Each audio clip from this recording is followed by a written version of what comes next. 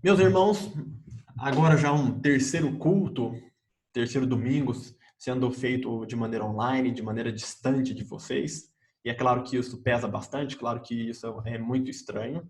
A gente está parecendo a igreja perseguida, né? Quando não havia possibilidade de fazer cultos, de fazer ajuntamentos de pessoas, então era necessário fazer talvez usar a criatividade, né? Ou cada um cultuar nas suas próprias casas, nos seus próprios lares, e não ter uma igreja formal e ter algumas reuniões clandestinas aí. Hoje, se encontrar com pessoas é quase semelhante a isso, quase uma reunião clandestina, muito embora seja, de certo modo, um pouco exagerado. Mas é assim que é a sensação que pelo menos eu tenho nesse momento, de estar distante de vocês. Mas eu espero que, através dessa tecnologia, desse vídeo, que você possa receber a palavra de Deus de maneira tão eficaz, de maneira tão graciosa, quando presencialmente. Por isso eu peço para que você abra o seu coração, para que você abra a sua mente, para que você dedique agora, deixe de lado qualquer preocupação, deixe de lado qualquer fazer, você deixe de lado qualquer outra distração que possa surgir nesse momento e que você preste bastante atenção, que você preste bastante, entregue o seu coração para que você possa ouvir a palavra de Deus, a voz de Deus nessa noite e ser edificado, ser fortalecido e ser abençoado. O texto que eu li a vocês é uma das últimas escritas do apóstolo Paulo, uma das últimas, dos últimos textos que o apóstolo Paulo escreveu enquanto estava vivo. E nós vemos no teor dessa passagem que eu li a vocês já um encerramento, já as suas últimas palavras, aonde ele fala, olha, o resumo do que eu tenho hoje, o resumo da minha vida, o que eu trago para hoje é, olha, eu combati o bom combate, eu acabei a carreira, ou seja, já tá no final, já acabou a carreira, já cumpriu o propósito e guardou a fé. Foram essas três características. Essas três características, elas marcam uma vida triunfante do apóstolo Paulo.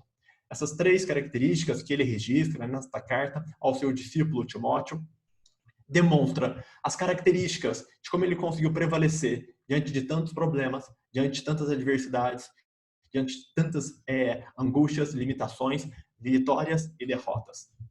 Em Filipenses, Paulo vai dizer que ele está experimentado em tudo. Experimentado é preparado para tudo. Ele fala que está preparado para ter abundância, preparado para ter escassez, preparado para vencer, preparado para perder. Ele fala que pode passar por qualquer circunstância. Por quê? Porque ele está com Cristo. Mas nesse momento, ele está dizendo, nesse momento de Filipenses, ele diz que ele passou por muitas coisas. E ele passou por vários fatores e por várias circunstâncias na vida. Passou por momentos de abundância, mas ele passou também por momentos de escassez. Ele passou por momentos de glórias e de bons resultados ministeriais, onde a palavra dele era bem recebida, mas ele passou por momentos em que a palavra dele não era bem recebida, onde ele foi hostilizado, rejeitado, considerado como herege, como um malfeitor, como um desonesto da igreja. Então, o apóstolo Paulo, ele traz para nós, agora, em Timóteo, assuma os pilares que fez com que ele passasse por toda essa experiência, por todas essas fases da vida dele, quer boas, quer más, e como ele pôde triunfar diante de cada uma delas, como ele pôde vencer sobre cada uma delas. E é através deste texto que eu quero pregar, falar com você nessa noite, sobre como vencer. É claro que o momento atual, a questão da pandemia e tudo mais, ela nos traz, de fato, uma ideia de uma guerra, traz para nós um contexto de luta e de vencer. Nós vemos nações lutando para conseguir estancar as feridas que essa pandemia tem trago. Nós temos visto ministérios de maneira desesperada tomar atitudes, algumas até não muito sensatas, alguns governadores, alguns políticos tomando atitudes até que não são muito coerentes, mas por conta dos temores, dos medos, ou por conta do clima de guerra que tem se instalado. E não é um termo pouco utilizado, a guerra é muito utilizado. E você vê que para vencer esse problema atual, tanto econômico, quanto da saúde, quanto das emoções, quanto do bem-estar, quanto da vida, quanto da morte, é necessário empreender muito esforço. É necessário empreender, fazer muito investimento, é necessário ter muito planejamento, é necessário combater de maneira muito intensa, de maneira muito grave, de maneira muito séria esse desafio tão grande. Porque se não for combatido da maneira apropriada, muitos irão perder, inclusive a própria vida. Quando nós estamos num clima como esse, nós olhamos, talvez muitos de nós não estão no front, mas a gente consegue ver muitas pessoas que estão lá nesse front de batalha, muitos políticos que estão tendo que lidar com esse problema de maneira muito, muito angustiante, de maneira muito intensa, muito forte.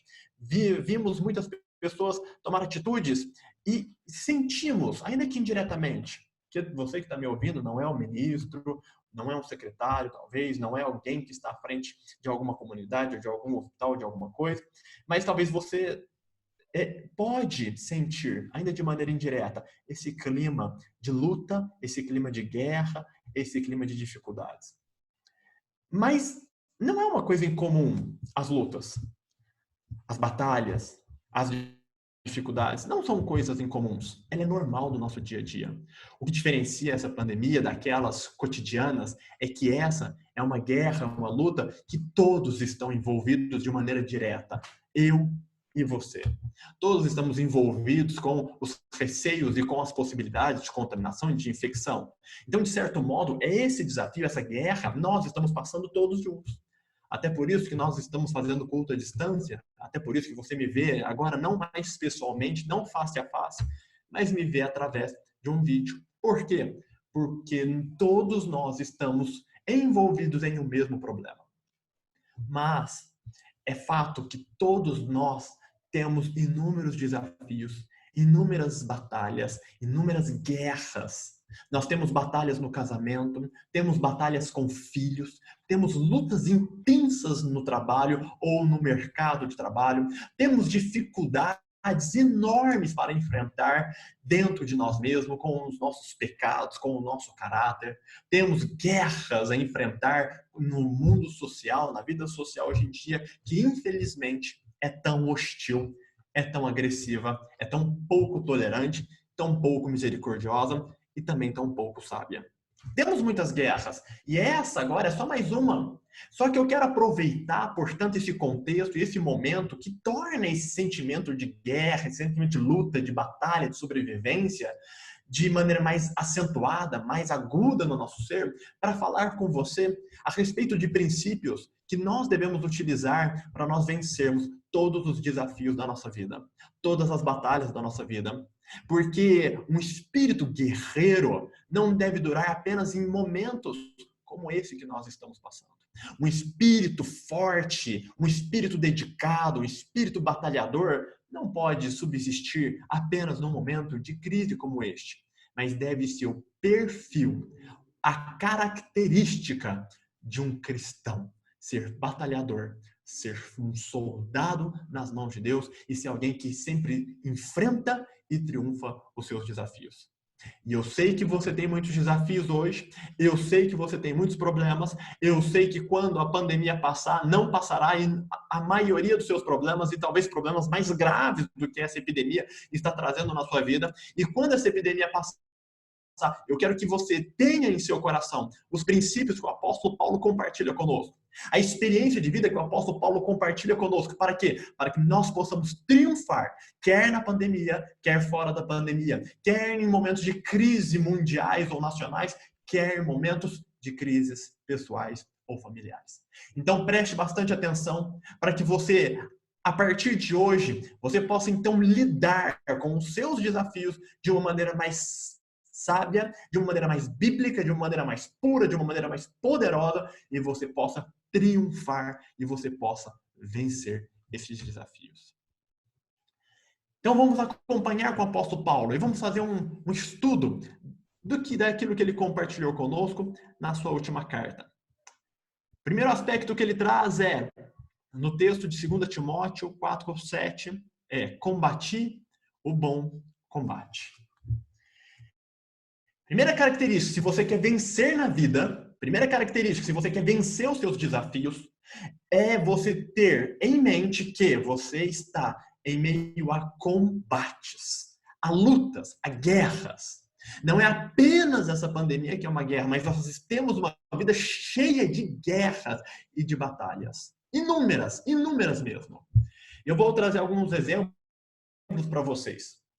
Se alguém não tem a consciência de que está vivendo um combate, não irá lutar, não irá pelejar. E se ele não lutar, se ela não lutar, vai ganhar o quê? Não tem nada a ganhar. Paulo, ele enxergava a vida e ele conseguia ver nos desafios diários, ele conseguia ver as coisas com uma gravidade tal, com uma seriedade tal, que ele colocava tudo no campo de uma guerra, no campo de uma batalha, no campo de um enfrentamento intenso. E você precisa ter consciência desse enfrentamento. É a primeira característica. Veja que interessante. Agora eu vou trazer talvez para a sua realidade mais próxima. Vou iniciar com jovens. Você que tem ali de 10 a 15 anos de idade, 10 a 18 anos de idade, você sabe que você precisa lutar ferrenhamente com o seu caráter. Você precisa lutar ferrenhamente contra a sua preguiça, contra o seu hedonismo. Hedonismo é desejo de prazer, só ficar jogando bola, jogando videogame, mexendo no celular. Você tem que lutar contra esses vícios que impedem você de ser alguém bem-sucedido, de qualidade, digno, distinto na sua vida. Você tem a ideia de que você passar num vestibular, por exemplo, é uma guerra, é uma luta, é uma batalha. É uma batalha não apenas contra os milhares de concorrentes, mas é uma batalha contra o seu próprio caráter, contra o seu velho homem, contra o seu lado carnal, que apenas quer levar você a cumprir o texto de Salomão. Um pouco de deitar, outro de cochilar, um virar para um lado, virar para o outro lado, ou seja, viver uma vida preguiçosa. Você está numa guerra, você está numa batalha. Você está numa batalha de falar assim, eu não vou ser um jovem tolo. Eu não vou ser uma pessoa mal-sucedida. Eu não vou ser alguém que vai abrir mão de projetos importantes da minha vida, de se desenvolver como alguém de bem, como alguém distinto nessa sociedade, por conta da leviandade, por conta da preguiça, por conta do mau caráter, por conta das distrações, por conta do diabo, por conta do mundo. Eu não vou deixar que as más amizades, eu não vou deixar com que as distrações do mundo, eu não vou deixar que o diabo ele roube a minha qualidade, os meus talentos. Jovem, você pode ser muito mais inteligente do que você é. E é esperado que você seja mais inteligente. Não é razoável você chegar em casa e falar: olha, mãe, pai, tirei 5 na prova, tirei 6, tirei a média. Passei de ano, mas você passou como? Ah, não, eu tirei 6, 7 ali, passei raspando. O fato de você passar raspando, é claro que há um mérito de você ter passado, mas com certeza não representa nenhum avanço intelectual. Há uma grande probabilidade de você ter perdido o seu ano, de você ter perdido o seu ano letivo e você ter passado de um ano para o outro tão ignorante quanto começou. Você está numa guerra. Agora, se você achar que, se você não entender que você está numa guerra, você não vai lutar contra o seu mau caráter, você não vai lutar contra o seu pecado, você não vai buscar recursos e armas para prevalecer contra essas dificuldades. Simplesmente vai seguir aquela filosofia brasileira, né? Deixa a vida me levar, vida leva eu. E a vida vai te levar para o fracasso. A vida vai te levar para a derrota. A vida vai te levar para a vergonha. Porque aquele que não zela pela sua própria vida, pode ter certeza, não vai ter um bom resultado. Então é necessário saber que há uma guerra. Há uma guerra. As mulheres de vocês já se prepararem para serem boas esposas. Há uma guerra para os jovens se prepararem para serem maridos, para serem pais de família, para serem os chefes da casa, para serem responsáveis pelo futuro. Há um propósito na vida de vocês e esse propósito vocês devem lutar para alcançar, porque senão vai passar o tempo e vocês não vão se preparar. Então é necessário você ter a mesma consciência do apóstolo Paulo. Eu estou em um combate. Jovens, vocês estão em combates. Pais, os filhos de vocês estão em combate.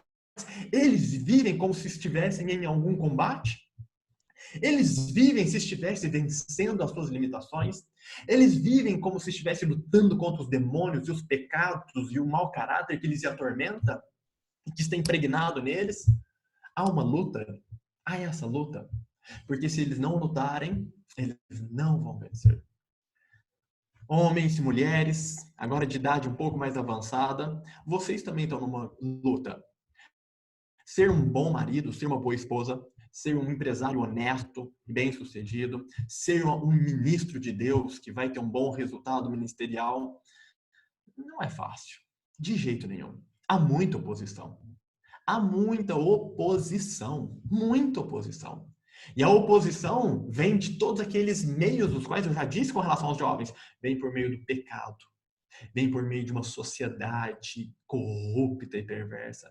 Vem por meio do diabo, que vai tentar te afastar de tudo que é santo, de tudo que é honesto, que vai tentar te desanimar, que vai tentar distrair você, que vai tentar acabar com o seu senso de luta ou colocar o seu senso de luta em uma coisa absolutamente desnecessária. Você também está em guerra. Por isso que é tão difícil ser uma esposa bíblica. Por isso que é tão difícil ser um marido bíblico. Por isso que às vezes é tão difícil amar a esposa, amar o marido. Por isso que é tão difícil. Por quê? Porque é uma guerra. É uma luta contra tantos opositores. É uma luta contra o velho homem que ainda não foi vencida. É uma luta contra o diabo que está tentando colocar caos, tentando destruir vocês, tentando colocar um contra o outro. É uma guerra. É uma luta. E Paulo está dizendo, olha, eu combati o bom combate. Eu enfrentei os desafios. Eu olhei para esses problemas que estavam diante de mim e eu não encarei de maneira superficial, de maneira irresponsável, ou eu não ignorei que eu tinha que enfrentar isso. Eu entendi que era uma luta. Eu entendi que era uma guerra a ser travada e eu travei essa guerra. Eu não baixei a guarda, eu não ignorei, eu não deixei os exércitos inimigos dominarem sobre mim, eu não deixei o diabo me dominar, eu não deixei o meu mau caráter se prorrogar e permanecer pelos tempos e tempos. Eu enfrentei, eu sabia que para lutar contra o meu orgulho, tinha que ser uma guerra. Eu sabia que para lidar com a minha ignorância, com a minha tolice, com a minha ira, com as minhas vaidades, com a minha imoralidade, com os meus pecados, com a minha ira, era necessário ter uma guerra. Não é coisa pequena, não é coisa superficial, não é coisa desprezível, é coisa a ser enfrentada. Paulo está falando, eu combati. Se você não combater, como você vai vencer os seus pecados? Me diz. Se você olhar para o seu orgulho e falar, todo mundo tem orgulho, e não achar que é uma guerra, não achar que é algo a ser combatido, como que você vai vencer? Se você achar jovem, ou pais, não, deixa meu filho brincar, deixa meu filho curtir, eu não quero colocar peso nenhum sobre ele. Ok, esse peso se chama responsabilidade. Esse peso se chama maturidade. E se você não colocar esse peso nele, ele nunca vai ser alguém maduro, ele nunca vai ser alguém responsável. Ele sempre vai ser uma criança. Uma criança que não sabe o que é dor, uma criança que não sabe o que é ter compromisso, uma criança que não sabe o que é ter responsabilidade. Sempre vai ser uma criança que não aguenta o fardo da vida. É uma luta. Se não tiver consciência de luta, você não vai enfrentar.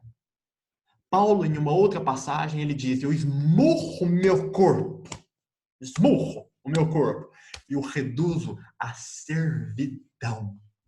Aí você fala, domínio próprio. Domínio próprio é uma coisa transcendental que vem, agora me domina. Agora eu estou dominando, acabou domínio próprio, agora eu faço o que eu quero. O apóstolo Paulo não tinha domínio próprio? Tinha domínio próprio. Mas o domínio próprio do apóstolo Paulo era através não apenas de uma virtude manifestada, mas era através de uma virtude operada, através de uma luta, através de um desafio enorme, através de um empenho enorme. Paulo falando, olha, eu tenho domínio próprio, o meu domínio próprio me leva a entender que eu tenho que combater contra a minha carne, que eu tenho que empurrar o meu corpo, que eu tenho que sujeitar a servidão. Por quê? Porque senão essa maldade, essa perversidade do meu ser, as intenções ruins, as tentações, elas podem me sufocar, elas podem me abafar, podem me enfraquecer. E eu quero dizer a você que acredita na doutrina da perseverança dos santos, na doutrina que não se perde a salvação. Eu tenho visto muitas pessoas que, acreditando nessa doutrina, não encaram mais a vida cristã como uma guerra, não encaram os pecados como uma guerra, não encaram a santificação como uma guerra. Porque, e se eu ficar carnal? Não, eu já sou salvo para o céu de alguma maneira. Perdeu a gravidade, perdeu a seriedade. Mas eu não oro, não leio, não jejuo, não luto contra o pecado, não tenho uma vida devocional saudável. Não, mas assim, eu tô salvo e é isso que importa. Pense comigo. Se eu apresentar para vocês, chamar vocês para fazer um aconselhamento comigo, vamos lá, você senta do meu lado. Aparece um desconhecido, fala, ó, pastor, estou precisando da sua ajuda. Pois não, qual é o seu problema? Eu estou com pecado, uma dificuldade, às vezes uma incredulidade aqui, um negócio aqui, outra coisa ali e tal. Fala, aí a gente questiona, tá eu e você lá. Tá bom. Fala para mim, como que tem sido a sua vida de leitura? Leitura? Não, nossa, de vez em quando eu abro ali a Bíblia, tal, onde cai, Deus fala comigo ali. Você não tem uma vida de leitura? Não tenho uma vida de leitura. Você não tem uma rotina de leitura? Não tem. Você não estuda a palavra de Deus? Não. Eu já estudei no passado bastante, mas hoje não estudo mais a Bíblia. Tá bom, você não estuda a Bíblia. Vida de oração. Nossa, essa daí é difícil, né, pastor? Difícil. Nossa, muito trabalho, muita coisa para fazer. Ora ou não ora? Não tô conseguindo orar, não, pastor. Tá difícil orar. Não tô orando, faz tempo que eu não tô orando. É um dia sim, uma semana não, e olhe lá, não tô orando. Então você não tem uma vida de oração. Não tem uma vida de oração. Você não tem uma rotina de... Não tem uma rotina de oração. Então nem pede perdão dos pecados, assim? Oração não. Na hora que eu peco ali, às vezes eu esqueço, às vezes eu lembro, eu peço perdão, tal. Tá. Pecado. Como está a sua luta contra o pecado? Bom, se não lê, se não ora, você já vê que já não está lutando contra o pecado. Mas só perguntar como está a luta contra o pecado. Ixi, pastor, é uma montanha russa. Um dia eu consigo, um dia não vai, mas está no negativo. Estou mais carnal, eu estou mais impaciente, estou mais murmurador, estou cobiçando, as imoralidades estão penetrando no meu coração, leviandades, maldade, julgamentos inadequados, tem um monte de coisa entrando no meu coração. Mas eu já fui mais santo, pastor, eu confesso, já fui mais. Hoje eu não tô, eu tô na carne. Falar a verdade, olha, eu tô pecando. Tá pecando. A mentira.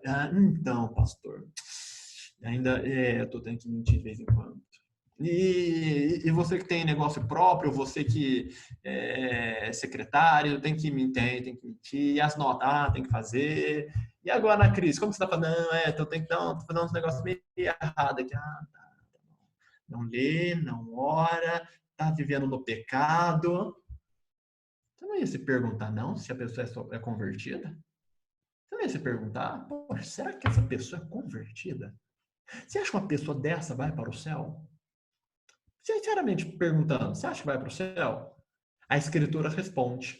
A Escritura diz que aqueles que vivem na carne, Gálatas 5, porfias, emulações, invejas, pelejas, imoralidades, prostituições, idolatrias. Essas pessoas que praticam essas coisas semelhantes a essa, nós sabemos, não herdará o reino dos céus. Não herdará o reino dos céus. Os que praticam essas coisas, não vão herdar o reino dos céus. Então tem gente que está vivendo segundo a carne. Está vivendo na carne, sem orar, sem ler, sem lutar contra o pecado, sem consciência de santificação, vivendo de uma maneira que apenas honra a Deus com os lábios, mas as atitudes não têm nada a ver daquilo que Deus espera e acha que está tudo bem. Por quê? Porque acredita numa doutrina que traz uma falsa paz. Por isso que os profetas vão dizer: maldito aquele que diz paz, paz, quando não há paz. Esse que vive na carne, esse que está vivendo distante de Deus, esse que está apostatando de uma fé que uma vez teve, que uma vez levou a sério a Deus, uma vez respeitou, uma vez foi santo, uma vez amou, uma vez leu a Bíblia, uma vez teve zelo no guardar os olhos, no guardar o coração, no guardar a mente, em procurar servir a Deus de todo o coração. Esse que uma vez teve, mas está se distanciando de Deus, esse tem que ficar atento. Esse é aquele que está se desviando. Esse é o que está deixando as coisas de Deus. Esse é o que está se afastando de Deus. Esse é aquele que está se tornando os hipócritas fariseus, que Jesus fala: olha, esse povo só me honra com o lábio, mas o coração está distante de mim. São hipócritas. Por fora estão lá vestidos de maneira gloriosa, uma aparência linda e maravilhosa, oram nas esquinas, fazem o bem na frente de todo mundo, mas por dentro estão podres. Porque se Deus pudesse entrar e ver, quando Deus entra no interior dessa pessoa e vê o seu coração, e vê a sua vida diária, não vê leitura, não vê oração, não vê santificação, vê uma pessoa cheia de moralidade, materialista, secular, mundana, mentirosa, que fala palavrão, que fala palavra torpe, que tem piada imoral, com um monte de coisa que Deus reprova. E você vai me dizer, esse cara está salvo?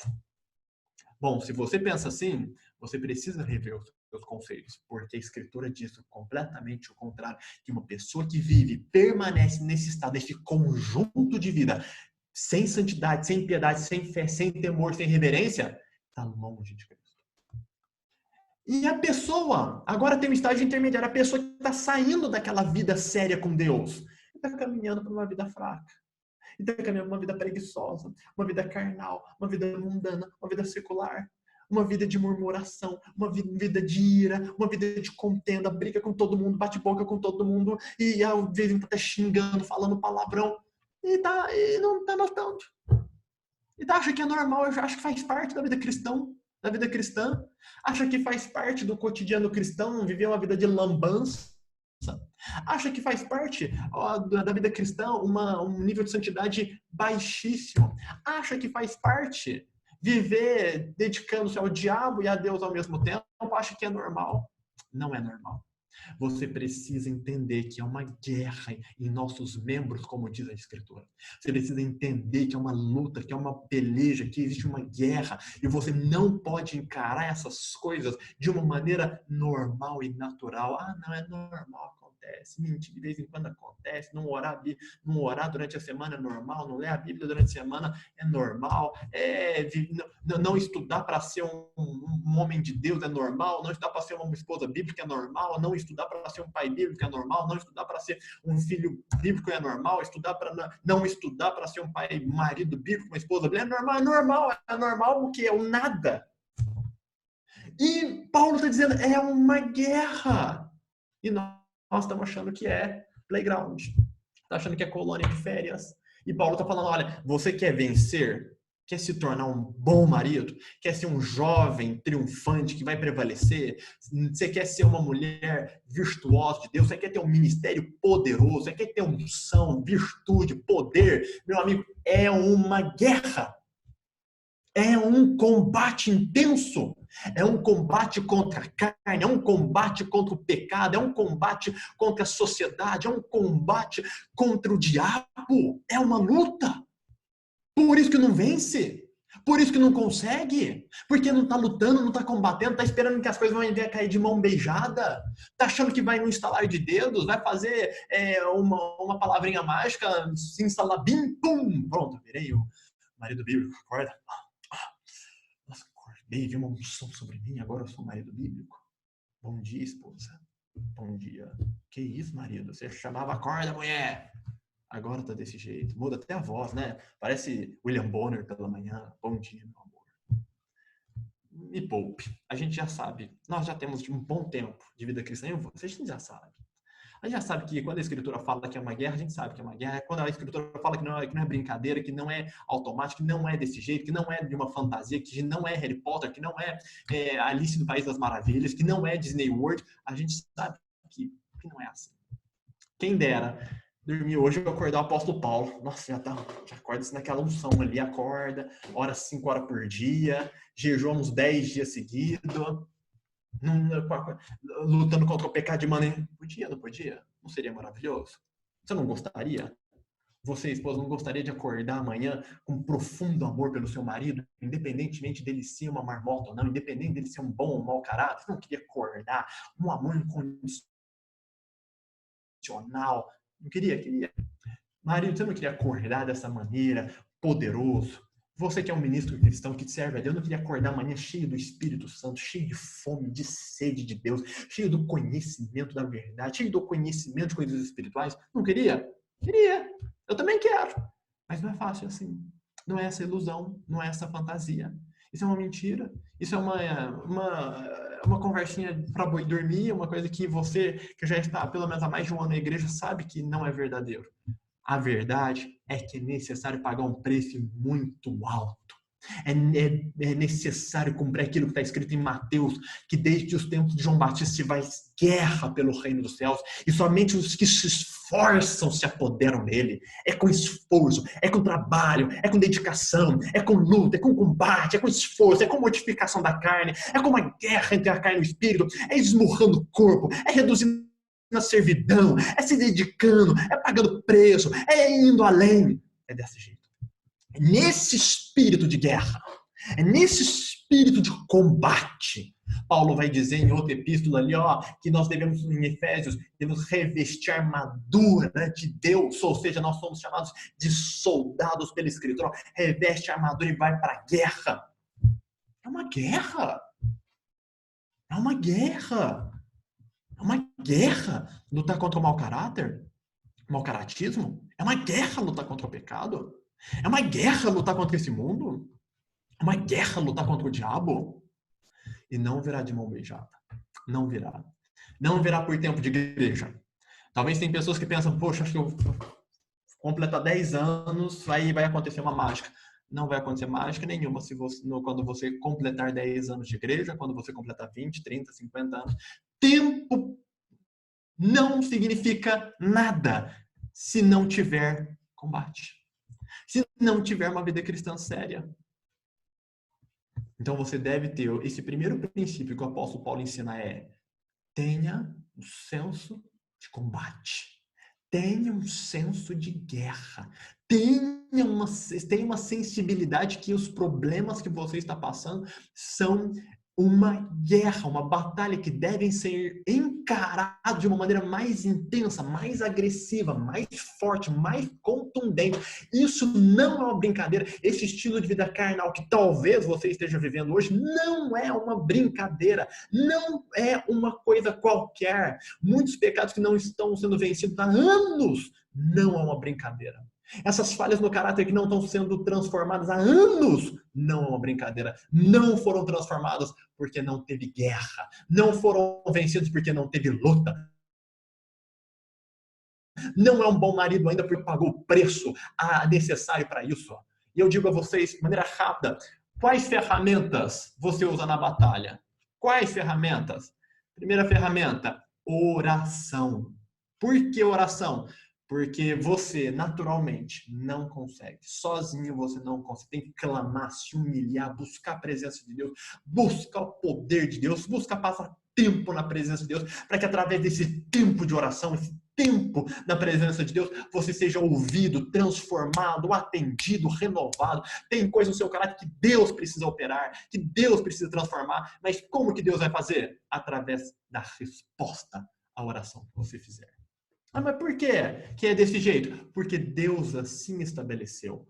Lembre da passagem, da parábola da viúva e do juiz iníquo. Diz o texto, havia um juiz iníquo que não respeitava ninguém na cidade, não temia ninguém na cidade, ou seja, era um mau caráter. E havia uma viúva e ela o importunava de dia e de noite, dizendo, julga a minha causa, julga a minha causa. E esse homem, esse juiz que não temia ninguém, mas para não ser mais importunado pela mulher, disse, eu vou julgar a causa dela. Ou seja, essa parábola fala sobre a importância de orar e nunca desanimar, de perseverar, de orar bastante. Por quê? Porque é através da oração que a gente clama a Deus, e Deus responde. Lembre de Ana, o filho dela, Samuel. Ela, antes de ter Samuel, era estéril, ela clamava. E o que a Escritura diz? E Deus se lembrou de Ana. Foi uma resposta de oração. E nós vemos resposta de oração de Gênesis e Apocalipse. Nós precisamos de Deus. E como que se manifesta na nossa vida prática a resposta dessa manifestação de Deus? Através de uma vida de oração. Se você não ora, lamento, você não vai vencer. Não vai vencer. Por quê? Porque Deus não vai estar com você. Porque você estará sozinho na guerra. Você estará sozinho nos seus desafios. Então, ore. Segunda ferramenta que a Escritura nos traz para que nós venhamos a ser fortes e vencermos os desafios é a leitura bíblica. Por quê? Porque muita da guerra e da batalha que a gente vai enfrentar é aqui. É na mente. Ou talvez numa outra época, é no coração. É ali que você vai enfrentar. Tem muita guerra que acontece aqui dentro. E aqui dentro não adianta espada, aqui dentro não adianta a arma, aqui dentro não adianta bomba, aqui dentro não adianta fuzil, não adianta espingarda, não adianta nada dos recursos humanos, não adianta tanque, não adianta nada. Aqui, a mente humana, a guerra que é travada dentro da mente humana é uma guerra sobre ideologias, doutrinas e verdades. Mentir ou não mentir, fazer de um jeito ou fazer de outro jeito, pedir conselho ou não pedir conselho, temer ou não temer, encorajar-se ou não. O comportamento deve ser desta maneira ou da outra maneira. O mundo diz seja assim, a Escritura diz de outro jeito. E as nossas atitudes, então, as nossas ações vão ser uma resposta do que a nossa mente concluir. Concluir que em algumas situações eu posso mentir. Pronto. Perdeu a guerra. Perdeu a batalha. Porque você vai começar a mentir, Deus não vai abençoar esse negócio regado a mentira. Mas aonde que a batalha aconteceu? Aqui. A batalha aconteceu aqui. A batalha aconteceu aqui quando você estava lutando contra você mesmo, dentro da sua mente, pensando, poxa, será que é lícito mentir em algumas circunstâncias? Ou será que eu devo ser radical e nunca mentir? Será que eu devo amar o meu marido? Será que eu devo perdoar aquela pessoa? Será que eu devo... Sabe, muitas das coisas, das ações, das atitudes que a gente vai tomar no dia a dia, na realidade, e que vai definir se a gente vai vencer ou se a gente vai perder, depende do que nós pensamos antes de agir. Imagine uma pessoa que está te provocando na sua frente, um caso qualquer. A pessoa dá um soco em resposta. O cara está me provocando demais, deu um soco. Ele primeiro pensou, eu vou dar um soco nele. Eu não vou levar esse desaforo para casa. Eu vou arrebentar a cara desse canalha, desse chato. Foi aqui. Depois deu soco. Depois saiu o soco. Tá vendo por que tem que ler a Bíblia? Porque a Bíblia renova a nossa mente. Ela impregna a nossa mente da doutrina verdadeira. Ela impregna a nossa mente do que é certo, do que é correto. E quando então você vai tomar uma atitude, você sabe qual atitude deve ser tomada. Se você sabe um caminho que você deve seguir. Você sabe qual atitude deve ser tomada. O que você deve falar ou não falar. Por quê? Porque você venceu aqui. E aí a sua boca às vezes não vai falar uma besteira, uma tolice, porque você já venceu a batalha ali. E como que você venceu? Porque a Escritura estava dentro da sua mente. A palavra dura suscita ira. Está num debate ou vai entrar num debate, antes de você responder ou antes de você digitar determinada resposta, você lembra, a palavra dura suscita ira. Eu não vou agir com essa dureza desnecessária, com ofensa, com agressão. Eu não vou ser carnal, não vou ter chocarrices, eu não vou ter maledicência, eu não vou amaldiçoar.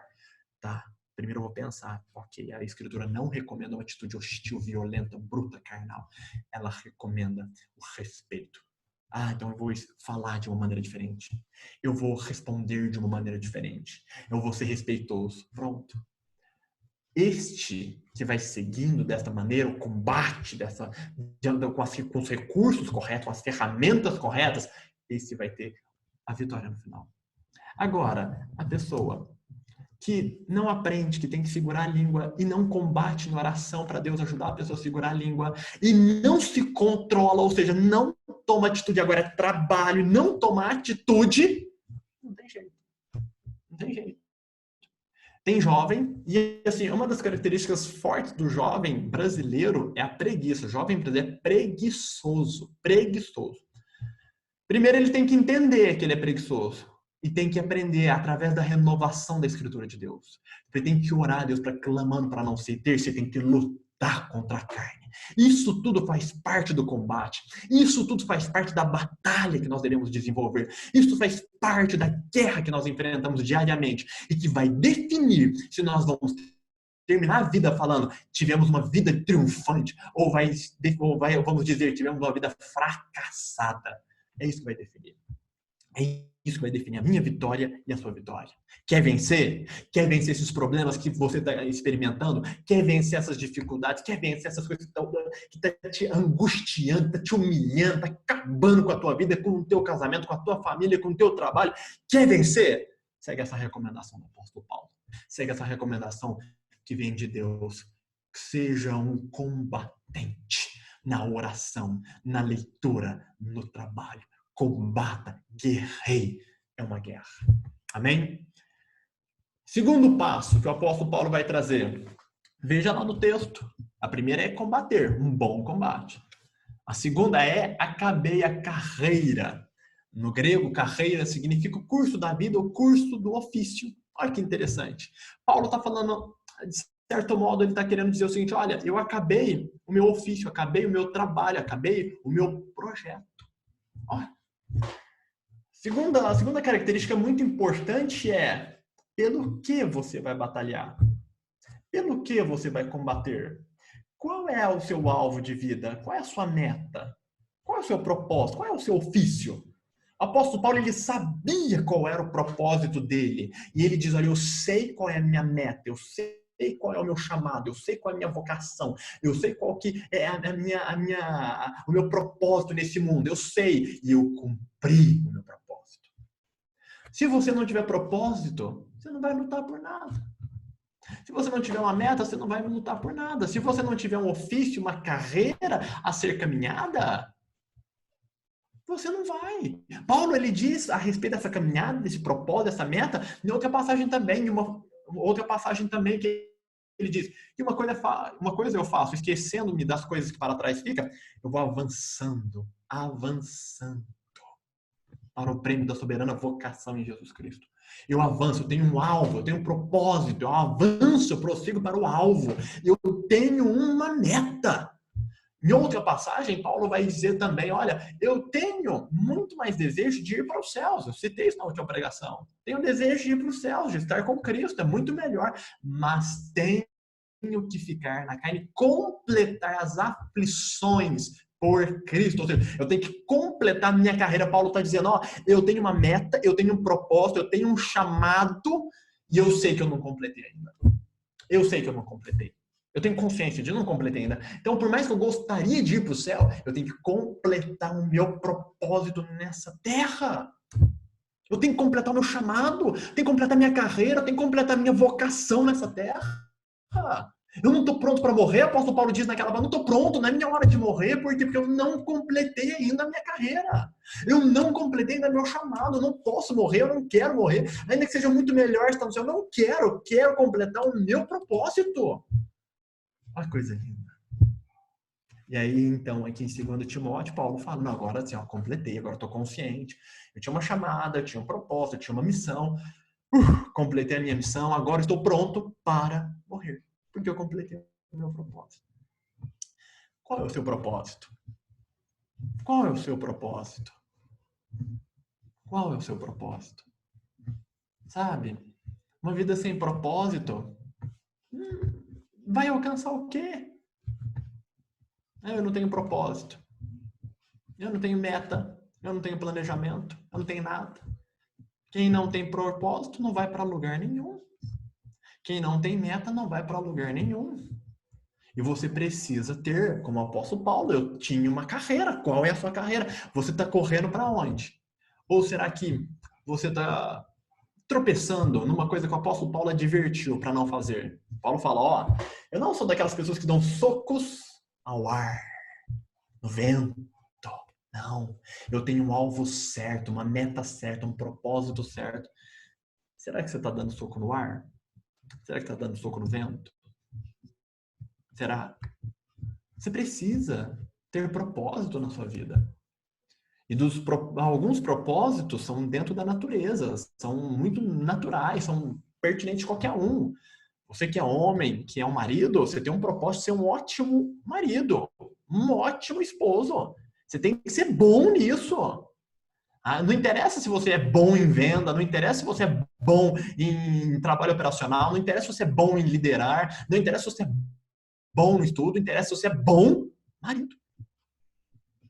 Você é um bom marido? É uma meta.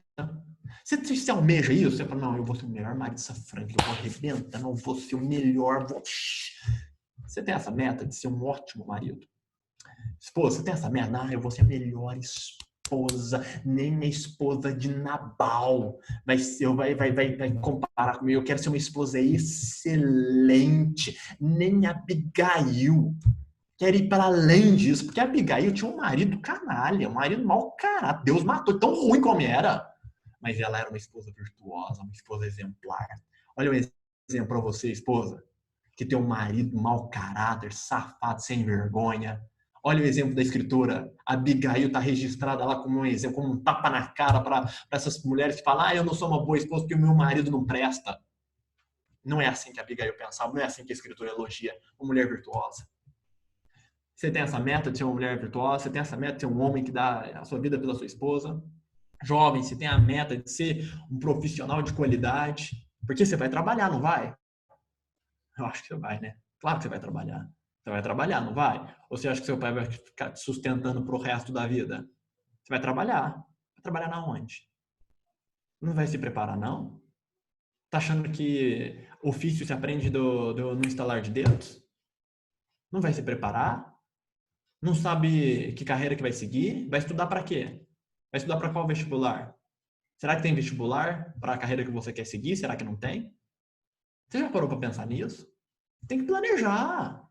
Planeja! Tem coisa que é da natureza humana e todo mundo vai passar por isso. A maioria vai casar, a maioria vai constituir família, a maioria vai trabalhar, todo mundo vai trabalhar. Até Jesus fala: meu pai trabalha até hoje, eu também trabalhar é uma bênção, trabalhar é um propósito magnífico nessa terra. Todo mundo vai trabalhar.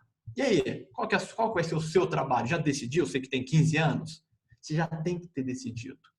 15 anos já tem que saber praticamente qual vai ser a profissão, aonde você vai seguir. Pais, preparem os seus filhos. Homens, como marido, como pai. E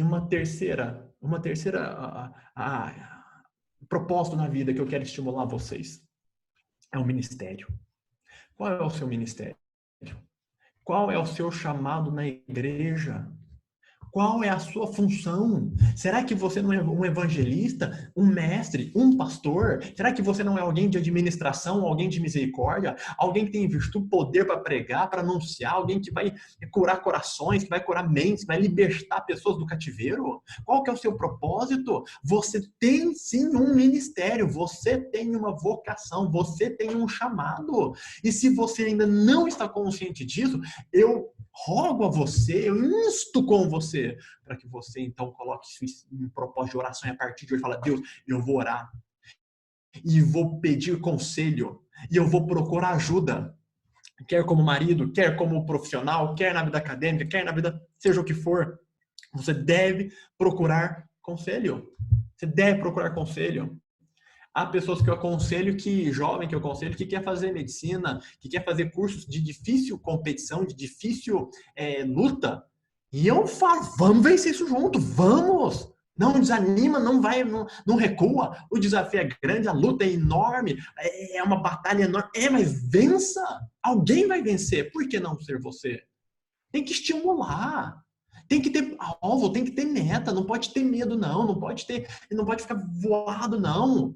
E tem que pedir conselho, porque às vezes você fica com medo da sua meta, fica com medo do seu propósito, e com medo dele acaba abdicando. E às vezes, por vezes, eu tô lá, não, vamos firme. É melhor ser dois, porque quando um desanima, o outro anima. Às vezes você não tem certeza do seu ministério, peça ajuda, procure os líderes da igreja. Às vezes você não sabe por onde começar, procure ajuda, mas não pode ser um servo inútil.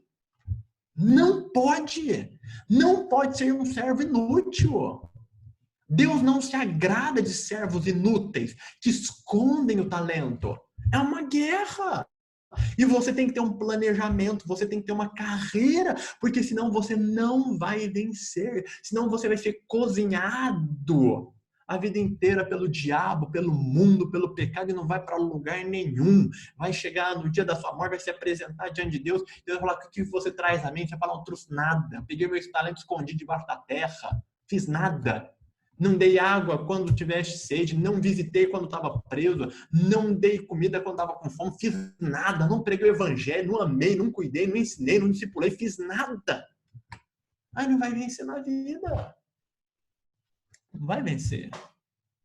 Maridos, vocês não vão vencer a fraqueza que compete a vocês no casamento se vocês não guerrearem, se vocês não estudarem, se vocês não orarem, se vocês não pedirem humildemente conselho aos seus líderes espirituais. Chegar no líder e falar, pastor, discipulador, eu não consigo vencer esse pecado, eu não consigo lidar com esse problema que o meu cônjuge me apresenta, com as provocações do meu marido, com as provocações da minha esposa, eu não consigo, tem que pedir ajuda. Tem que orar, tem que estudar, tem que ler, tem que trabalhar, tem que planejar. Agora, se não tiver planejamento, não vai para lugar algum. Paulo está dizendo, olha, eu combati o bom combate, número 1, eu acabei a carreira, ou seja, eu tinha uma carreira. Você também tem uma carreira. A sua vida não é uma vida sem sentido e sem propósito. A sua vida é uma vida com propósito, a sua vida é uma vida com sentido, e você deve se atentar para isso, para qual é o sentido da sua vida, qual é o propósito da sua vida. E você, então, uma vez consciente do seu propósito, então combater e perseverar nessa carreira, nesse propósito que você tiver. Amém? Tem muita coisa para você orar essa semana, hein? Tem muita pedido de ajuda para você fazer essa semana, hein? Tem muita mensagem para você mandar essa semana, hein? Tem muito a lutar nessa semana. O último aspecto que o apóstolo Paulo traz nesse texto aqui é guardei a fé. E nesse sentido, o apóstolo Paulo está ensinando o quê? Ó, em todo o meu combate, em toda a minha carreira, eu não deixei de obedecer a palavra de Deus. No meio da guerra, eu permaneci firme nos princípios. E eu sei que agora é um desafio para muitos aqui que estão passando por dificuldades econômicas, por alguns apertos. Combata e não quebre princípios. Não fraude no seu negócio. Não furte, não minta, não seja desonesto. Não faça isso de maneira nenhuma. Não faça. Guarde a fé. Guarde a fé. Seja honesto. Seja verdadeiro. Siga os princípios bíblicos. Guardar a fé é como eu já disse de antemão. Abigail, mulher daquele homem ruim de coração, Nabal. O marido era ruim. Ela guardou a fé. Eu vou tratar meu marido bem. Eu vou trabalhar. Pensa. O marido dela ele era um homem perverso, era um homem ruim. E Davi ia matar ele. Tem muita mulher que ia falar, ai, vai, Davi, vai, mata, mata que eu não aguento mais esse homem, mata. Ela, não, que ele é um homem mau, é um marido ruim, é um mau caráter, mas eu tô lutando pela vida do meu marido. E ela foi atrás de Davi, se humilhou, pensa, ela reuniu a comida, alimentos, chamou o chefe, fez uma engenharia enorme, chegou diante de Davi, se prostrou diante de Davi, falou, Davi, por favor, não cometa essa loucura de matar o meu marido. Olha que coisa linda. Guardou a fé. Não interessava se o marido era um mau caráter. Da mesma maneira, Jó, ele nos lembra. A esposa, no momento da crise que eles passaram, e era uma crise muito difícil, muito aguda, perdeu um ente querido, a gente já vê o sofrimento que está sendo para muitos aqui no tempo presente, dessa questão da epidemia. Imagina você perder todos os seus filhos em um só momento. É muito doloroso. Eu entendo a situação que ela passou. Eu compartilho da dor dela. Mas ela fraquejou. E no momento de fraquejamento dela, ela chega para Jó e fala, Jó, amaldiçoa teu Deus e morre. Jó, não. De jeito nenhum. Não vou fazer isso. Você está falando com uma louca. Uma louca. Essa não é a mulher que eu casei, não. Essa não é a esposa que eu tenho. Como uma louca falas. Não é você que está... Você tá fora de si. Mandar amaldiçoar o meu Deus? De jeito nenhum. Então, Jó, ele não se deixa, ele guarda a fé, ele guarda os princípios, ele guarda a sua reverência a Deus, ele guarda, ele não murmura, ele não peca, ele não se sujeita àquela pressão da família para amaldiçoar a Deus e acabar com aquele sofrimento, ele guarda a fé. Nós devemos, então, guardar em todo esse caminhar, nós devemos guardar a nossa fé, nós devemos guardar a fé significa ser obediente à fé, ser obediente ao que nós aprendemos, ser obediente aos princípios que nós aprendemos. Então, se você quer vencer, você precisa ser obediente. Porque se você não for obediente, você pode até ter uma falsa ilusão de vitória, mas na verdade vai ter perdido. E logo, logo, essa derrota vai se manifestar na sua vida e você vai se arrepender das coisas que fez. Olha o corona aí, brincando. Quero trazer uma ilustração muito importante, muito séria com essa questão de falsas vitórias. Vitórias que vêm na carne, vitórias que vêm na fraude, vitórias que vêm por baixo de mentira, de pecado, de desonestidade. Eu vou trazer um exemplo bom para vocês. Jesus, quando foi tentado pelo diabo, o diabo chegou a Jesus numa das tentações, mostrou todos os reinos do mundo, toda a glória dos reinos do mundo, e disse: ó, se você me adorar, prostrado me adorares, eu te darei tudo isso. Eu te darei todas essas coisas. O que o diabo estava oferecendo? Jesus, eu te dou a humanidade agora para você. Fique com ela. Te dou os reinos, te dou a glória, te dou as almas, te dou as pessoas, te dou tudo. Vai ser tudo seu. Fique. É uma aparente vitória. Se você for parar para pensar, poxa, prostrou, adorou, o que aconteceu? A princípio não aconteceu nada. Vou ser rei, vou ser o imperador, o Deus do mundo, todas as pessoas estarão debaixo do meu poder, tá ótimo. Parece ser uma boa proposta, parece ser uma vitória, um triunfo. Muitos encarariam como triunfo, muitos se vendem por muito menos. Mas olha que ilusão. Porque se Jesus prostra, Jesus peca. E se Jesus peca, Jesus não é mais um cordeiro imaculado, digno de morrer pela humanidade. Então Jesus poderia ser rei enquanto eles vivessem. Porque quando cada um dos seres humanos morresse, iriam para o inferno, inevitavelmente, porque não haveria salvação, não haveria sacrifício digno, não haveria esperança para ninguém. Então o diabo, muito astuto, olha, eu te dou durante um tempo, mas a eternidade dessas almas serão minhas. Fique com essa riquezinha durante um tempo. Fique com essa glória durante um tempo. Fique com esse prazer durante um tempo. Fique para você. Mas eternamente elas serão minhas. Seja fiel. Seja fiel, não caia nessas armadilhas. Não caia nesses atalhos do diabo. Guarde a fé, porque senão você vai perder.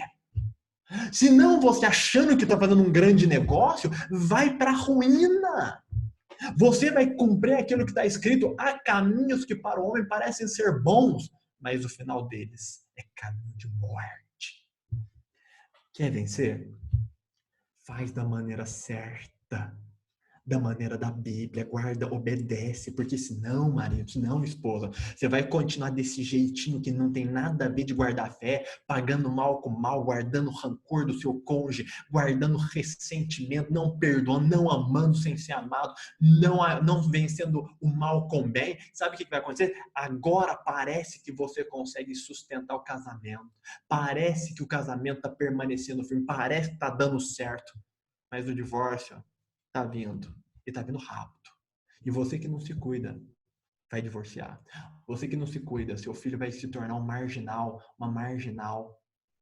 Você que acha, não, tá tranquilo, tá aqui, não, beleza, eu tô tocando, meu filho parece que tá bom. Seu filho não lê, seu filho não ora, seu filho não se santifica, seu filho não dá a mínima pra Deus, tá nem aí com Deus, tá nem se lixando pra Deus, nem gosta de ir na igreja, só vai na igreja porque você força ele. E você fala, não, tá dando certo, tô levando ele pra igreja. Fica tranquilo. Quando ele fizer 18 anos, 20 anos, ele sai. Por quê? Porque você não está guardando a fé. Não é a maneira certa de educar. Não é a maneira certa de você ter um triunfo com relação aos seus filhos. A maneira certa de você vencer esse desafio com seus filhos é ensina e disciplina eles no caminho do Senhor.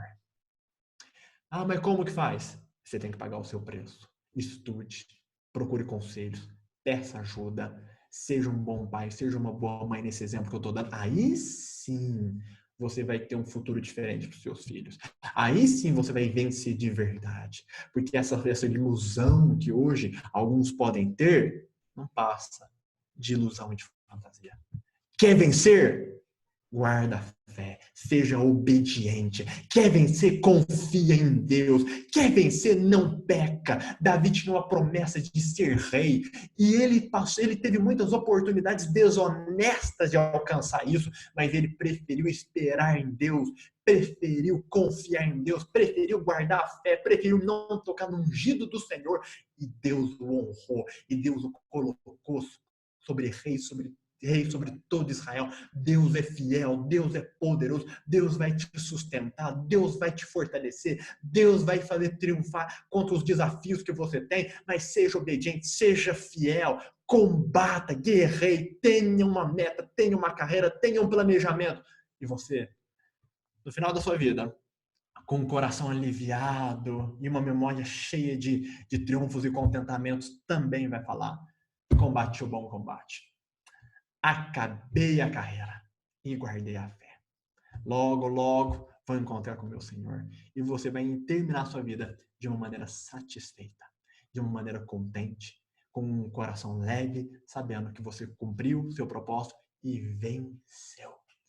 Eu venci como marido, eu venci como pai, eu venci como funcionário, eu venci como patrão, eu venci como empreendedor, eu venci como ministro de Cristo, eu venci como evangelista, eu venci como pastor, eu venci como homem de Deus, eu venci pela graça de Deus, pelas recomendações de Deus, pela oração, pela leitura, pela fé, pela paciência, pelas armas da justiça, à direita e à esquerda, eu venci, porque Deus esteve comigo e eu me sujeitei e segui os princípios dele.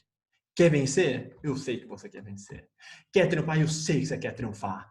Há um caminho, o caminho da Escritura, o caminho da Bíblia, a qual o apóstolo Paulo trilhou e muitos outros trilharam. Eu também quero trilhar e luto para trilhar esse caminho. E eu convido você também a trilhar o mesmo caminho e vencer, e triunfar. Amém? Vamos vencer não apenas esse momento de guerra por pandemia, por doenças, mas vamos vencer na vida. Amém? Feche teus olhos, vamos orar. Senhor Jesus, bendito seja o teu nome.